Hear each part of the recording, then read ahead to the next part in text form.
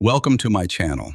Today I want to take you on a visual journey through one of the most iconic landmarks in Paris, the Élysée Palace. This is not just a building but a symbol of French history, power, and timeless architectural beauty. I've always been fascinated by this palace, and in this project I've recreated its exterior and courtyard areas, only using references and images that are publicly available on Google. So I didn't design areas where there were no clear public images available on the internet. My goal was to capture the architectural elegance and atmosphere of this historic site through Archviz design. As we begin with the exterior, notice the grand entrance gate, crowned by the French flag, standing proudly above the monumental arch.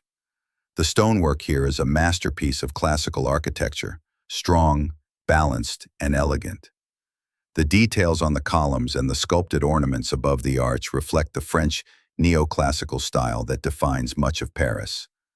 The long surrounding walls, with their perfect symmetry and rhythm of windows, embody the harmony and proportion that makes French architecture so unique. Even the iron gates and lanterns add a touch of refinement, balancing strength with sophistication.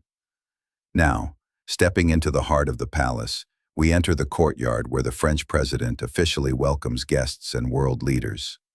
The symmetry of the design is breathtaking: tall windows, elegant pilasters, and a perfectly balanced facade that gives the palace a majestic, yet inviting presence.